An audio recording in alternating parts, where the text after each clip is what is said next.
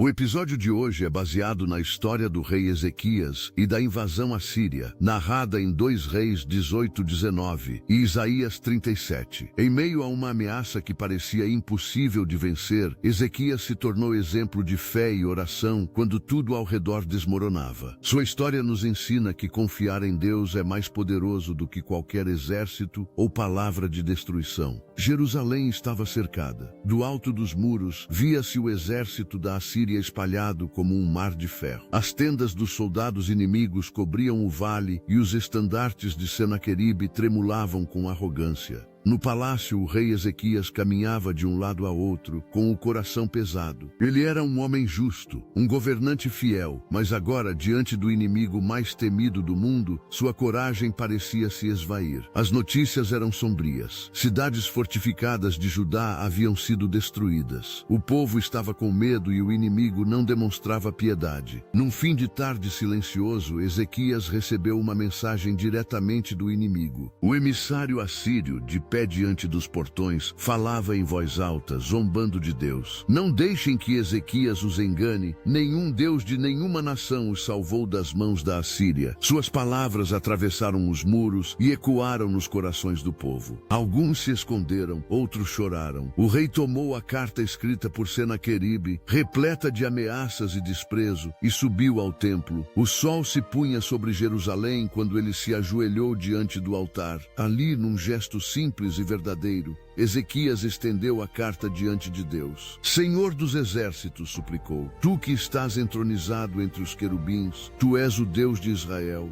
Inclina os teus ouvidos, ouve e vê as palavras de Senaqueribe. Ele despreza o teu nome, Senhor. Agora eu te peço, salva-nos, para que todos os reinos saibam que só tu és Deus. Suas palavras saíam rasgadas, um misto de dor e confiança. Ele não tinha exércitos suficientes, não tinha aliados poderosos.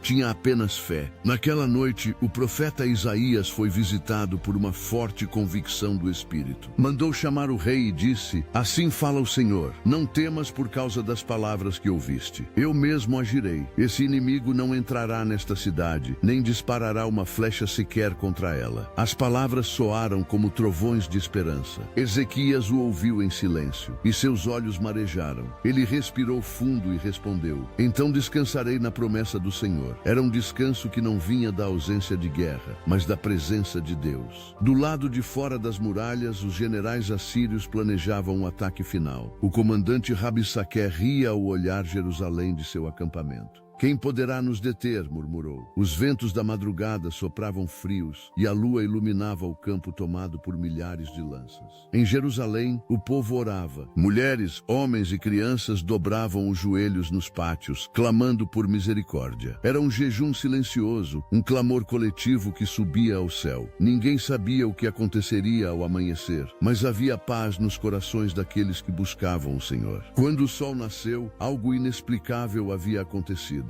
Os vigias nos muros viram o exército inimigo imóvel. Aos poucos, perceberam o que os olhos custavam a crer. Os soldados estavam mortos. Um anjo do Senhor agira naquela noite, e 185.000 guerreiros haviam caído. Não houve espada humana, nem invasão, nem batalha. Jerusalém foi salva por um milagre invisível, nascido da oração de um homem justo. Ezequias desceu ao templo novamente, não com lágrimas de súplica, mas com lágrimas de gratidão. Alguns dias depois, conversando com os anciãos, o rei relembrou: quando eu subi ao templo e pus aquela carta diante de Deus, tudo dentro de mim dizia que era o fim. Mas eu descobri que a oração é o começo de tudo. Enquanto o inimigo gritava lá fora, o Senhor sussurrava paz dentro de mim. O mais velho entre eles respondeu: quem confia no Senhor jamais será envergonhado. E os dois se abraçaram com alegria. O profeta Isaías voltou a procurá-lo. Encontrou o rei contemplando os muros intactos de Jerusalém. Deus mostrou que o ouro da fé é provado no fogo, disse o profeta. Ezequias, tua confiança tornou-se farol para todo o povo. Que tua geração se lembre disso. Ezequias respondeu serenamente: não há muralha mais forte do que um coração que confia em Deus. Isaías sorriu e partiu, deixando o vento soprar entre as oliveiras do alto da cidade. Os anos seguintes trouxeram tempos de paz. O povo cultivou suas terras e voltou a cantar nos pátios do templo. Ainda se contava, de geração em geração, sobre a noite em que Deus guardou Jerusalém sem que uma flecha fosse lançada. As mães contavam aos filhos: foi porque o nosso rei orou. E as crianças cresciam sabendo que existe um poder maior do que os exércitos, maior do que os muros, o poder da oração que confia de verdade. Hoje, séculos depois, a história de Ezequias ecoa na alma de quem enfrenta os próprios cercos invisíveis. Os inimigos mudam de nome: medo, doença, angústia, desesperança, mas a estratégia da fé continua a mesma: levar a carta diante de Deus, abrir o coração e esperar nele. A vitória ainda não está nas mãos mais fortes, mas nos joelhos dobrados. Talvez você se sinta como Jerusalém naquele dia, cercado, cansado, sem forças. Peça a Deus que veja a sua carta, que leia suas dores, que incline o ouvido às suas lágrimas. O mesmo Deus que ouviu Ezequias continua respondendo aos que clamam de todo o coração. A noite pode ser longa, mas o amanhecer da vitória vem da presença daquele que nunca dorme. Se você gostou, curta e compartilhe para que mais pessoas se lembrem de confiar em Deus mesmo quando tudo parece perdido.